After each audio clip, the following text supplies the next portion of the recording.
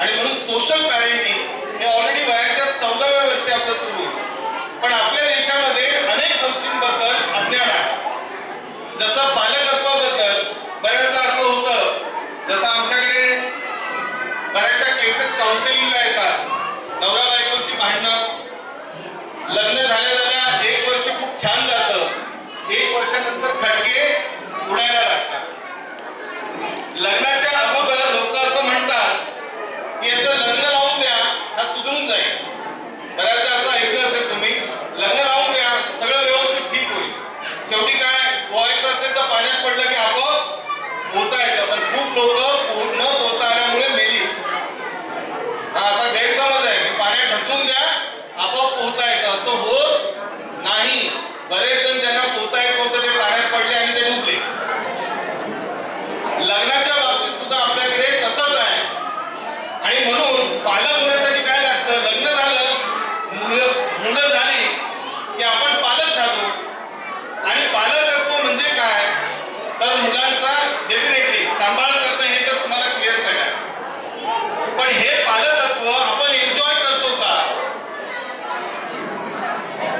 आपण खऱ्या अर्थानं मुलांच्या खांद्याला खांदा लावून एन्जॉय करत असतो का?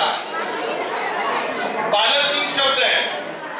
पा म्हणजे पाठिंबा, मुलांच्या पाठीशी पाठिंबा तुमचा असला पाहिजे. ल म्हणजे त्यांच्या नात्याबरोबर तुमची लवचिकता पाहिजे. आणि क हे करत असताना तुम्ही कंठर असलं पाहिजे. तुमच्यामध्ये पेशन्स हवे, तुमच्यामध्ये संयम हवा.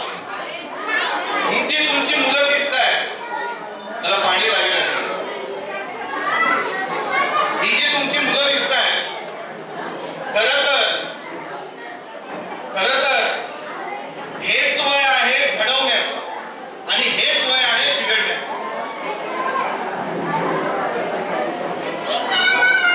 हेच वय आहे घडण्याचं आणि हेच वय आहे बिघडण्याचं. मी गेल्या 25 वर्षापासून पर्सनॅलिटी डेव्हलपमेंट हा विषय शिकवतो. आणि 25 वर्षानंतर माझ्या असं निदर्शनास आलं की आपण पालथ्या गड्यावर पाणी टाकतो.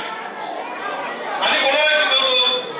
मी जनरली नाशिकमध्ये जेवढे इंजिनिअरिंग कॉलेजेस आहेत तिथे पर्सनॅलिटी डेव्हलपमेंट हा विषय शिकवतो. त्याचबरोबर अनेक असलेल्या महाविद्यालयांमध्ये. सर एक मिनिट. अतिशय गोंधळ आहे पालकांचा. मुलं आवाज कमी करतायत, पालकांचा आवाज जास्त आहे. आपापल्या मुलांना सांभाळायला तुमच्याजवळ आहेत असतात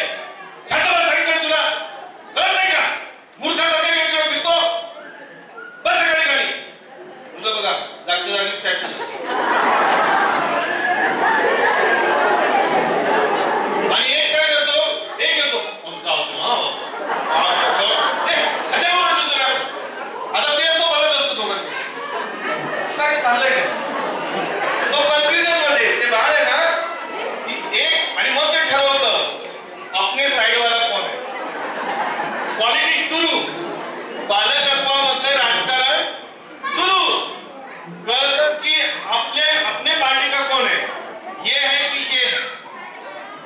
आणि हा जो खेळ सुरू होतो तिथून मुलांना शिस्त नेमकं काय मी फॉलो केलं पाहिजे या गोंधळात ते मूल असतं.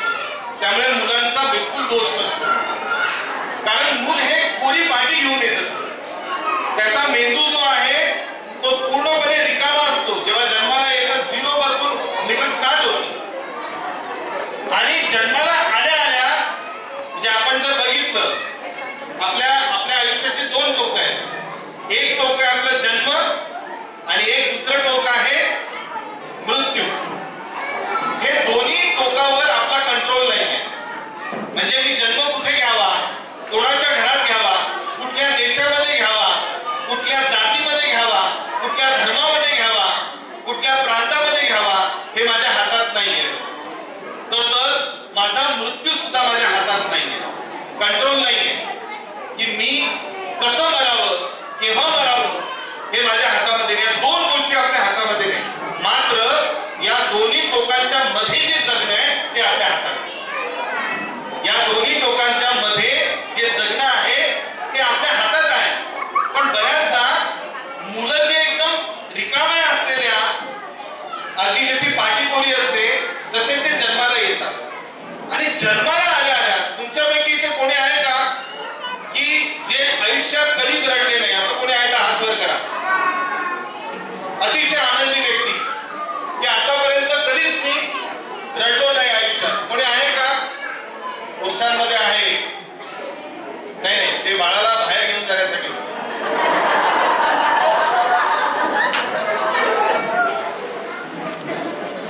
कोणी आहे का? हात वर करा की आतापर्यंत आयुष्यात कधीच रडले नाही. अरे जन्माला पहिला रडणंच सुरू झालं होतं. पहिला इथे एकही पूर्ण जगामध्ये एकही व्यक्ती भेटणार नाही की जो कधी रडला नाही. त्याचं जगणं तो येतानाच तो रडत येतो, रडला नाही तर शंका निर्माण होते. डॉक्टर आपल्या मारून रडवतं. हे रडणं मात्र या जगातून जाताना आपण हसत आपली एक्झिट होऊ शकते का? हे जे मधलं जगणं आहे ते आपल्या हातात आहे. रडायचं की हसायचं हे आपल्या हातात आहे. पण मुलं बऱ्याचदा कन्फ्युज होतात. तुम्ही जे शिस्त लावणार आहे, 2 जण जरा या शिस्त लावणार आहे, त्यांनी हात वर केला होता, जरा इकडे पटकन या ना, या शिस्त लावणार आहे. हॅलो, शिस्त लावणार आहे 2-4 जण या पटकन. मी भाषण करायला नाही आलोय, आपण संवाद करतोय. या व्हेरी गुड. एकच आहे मॉम शिस्त लावणारी. या ना, पटापट उठा ना, तुमचाच पंच आहे हा. मी पाहुणा आहे. शिस्त लावणारी या ना जरा. जमणार आहे. मला शिक्षक नको आहे, पालक हवे. शिक्षक नको, कारण शिक्षक हा पालकत्वाच्या कॉन्सेप्ट मध्ये बसत नाही. आम्ही म्हणतो की दुसरा पालक आम्ही टीचर असतो, पण नाही. पालक आणि शिक्षकामध्ये प्रचंड फरक असतो. एकच आई आहे की जी शिस्त लावते, बाकीच्या सगळं बेशिस्तपणा शिकवतात. असं तुम्ही करू का? मी आता उठल्यावर घ्या ताई, जर सिरियस झाल्या. या पुरुषांकडे शिस्त लावण्याचं डिपार्टमेंट बिलकुल दिसत नाही. पुरुषांमध्ये म्हणजे माझे वडील कामावर असायचे. आई आणि माझ्याबरोबर जर काही झालं तर आई काय सांगायची? थांब, संध्याकाळी येऊ दे त्याने. म्हणजे समजून जायचं बॉडीगार्ड संध्याकाळी येणार, धुलाई करणार, त्याच्याकडे फक्त काम धुलायचं. या असं समजू दे. खरंच पालकांमध्ये कोणीच नाही शिस्त लावणार. आया म्हणतील त्यांना शिस्त लावायची गरज आहे. एक बाईक आहे ना, एक त्याला ना. शिस्त लावता म्हणजे तुम्ही काय करता नाही? तुम्ही काय करता? तुमचं नाव सांगा आणि शिस्त म्हणजे तुम्ही काय करा? माईक वरती घ्या.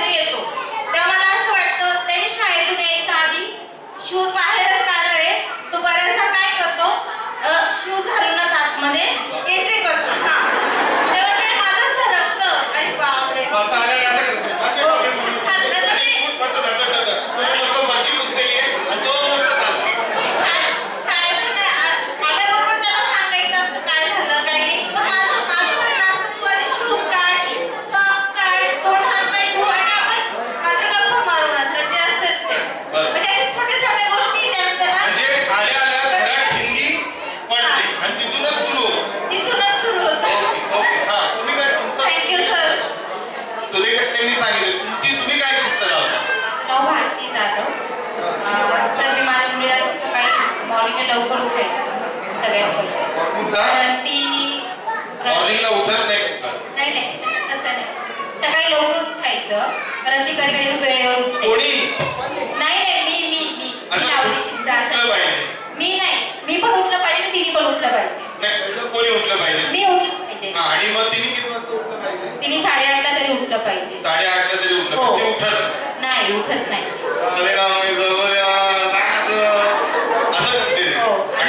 तुम्ही तिला काय कुठं नावाने हात मारता? मनू. पहिल्यांदा आवाज असतो मनू उठ. मनू उठ.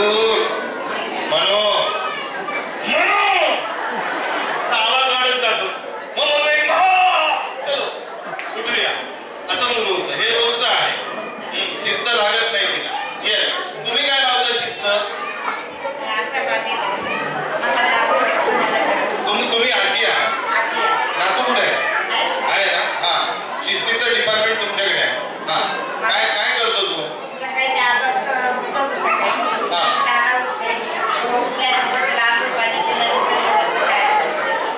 तो काय ऐकत नाही तुमचं?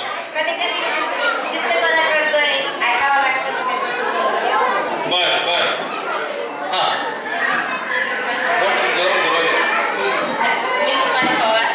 जरा ऐकूया आपण शिस्त लावणारे. हा हो येडापणा कुठे?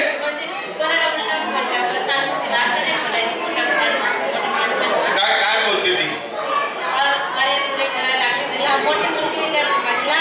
अरे तुरे करते. तुमचं नाव काय? असं म्हणते का? हे रुपाली इकडे. तुम्हाला नाही बोलत? कधी कधी असं रुपा इकडे असं नाही ना? बरं पण ती दुसऱ्यांना अरे तुरे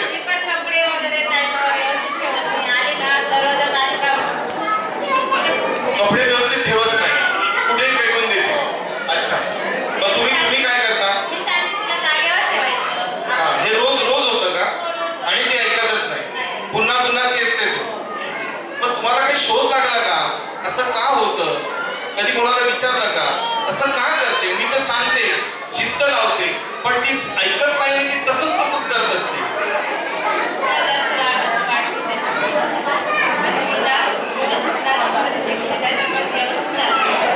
लाडात वाटली तू? ही नाही कोण? ती दुसरं डिपार्टमेंट आहे का? बरं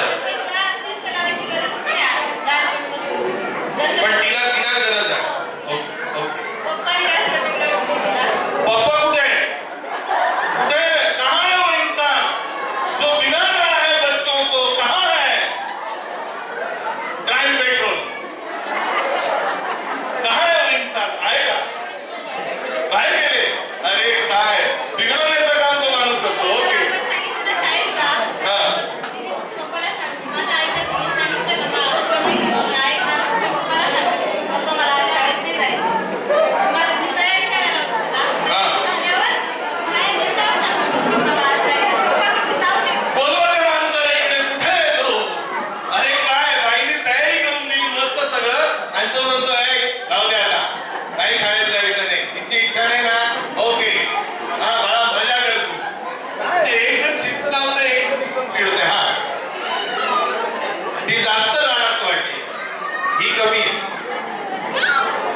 ओके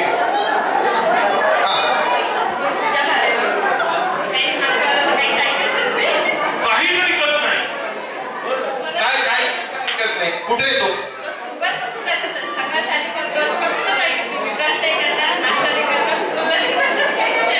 असं केव्हा बसून आहे?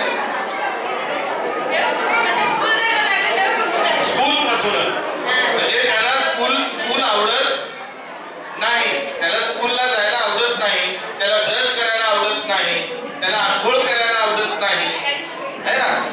काय मस्त आहे. छान. मी पण असंच होतो. मी सेम असंच होतो.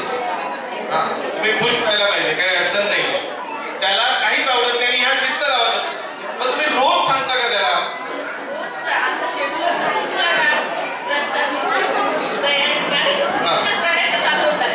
बरं कुठे आहे तो? कुठे आहे का इकडे? आहे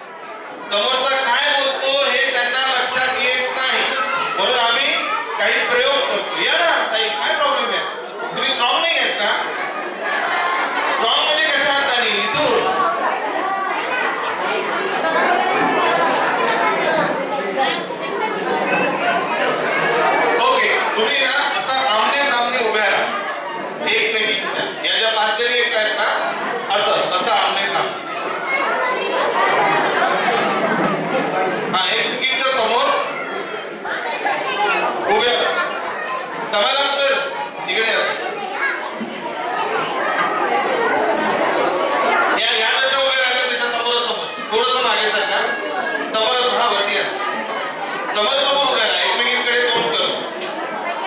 नाही त्यांचे ते झाले तर तुम्ही का एकमेकींच्या समोर. नाही असं नाही हो, असं असं असं उभं राईट, असं उभं. ओके, तुम्हाला काय करायचंय? मी फक्त समाधान सर इकडे आहेत, समाधान सर इकडे आहेत, तुम्ही इकडे मला तुमच्या लक्षात येत नाही. शिस्त किती लावायची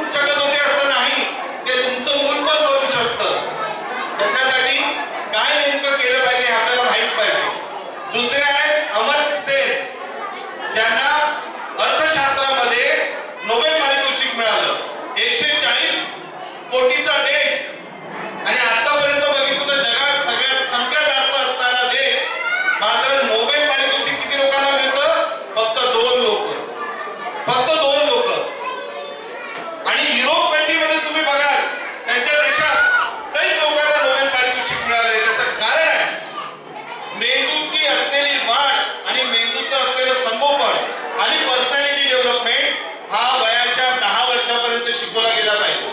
माझा आवडता देश तर तुम्ही विचारला, माझा सगळ्यात आवडता देश आहे जपान. म्हणजे असं ब्रह्मदेव समोर आणि म्हटला बाबा पुढचा जन्म कुठे घ्यायचा आहे. येस, मी म्हणेन की जपान. जपानमध्ये पर्सनॅलिटी डेव्हलपमेंट हा विषय वयाच्या 10 वर्षापर्यंत कुठल्याही प्रकारच्या परीक्षा घेतल्या जात नाही. No exam. आमच्याकडे एकदा मूल शाळेत जायला त्याला शाळा का आवडत नाही. कधीतरी विचार करा, आपण कशाच्या मागे लागतो. आपण मार्कांच्या मागे लागतो. जे सुरुवात होते आपली फर्स्ट स्टँडर्ड पासून ते 10-12 पर्यंत मार्क्स मार्क्स मार्क्स पाहिजे. मग कंपॅरिझन, शेजारचा बघ पिंटू, अरे त्याला किती मिळाले आणि तू गधड्या, तुला त्याच्यापेक्षा चांगल्या शाळेत टाकलंय.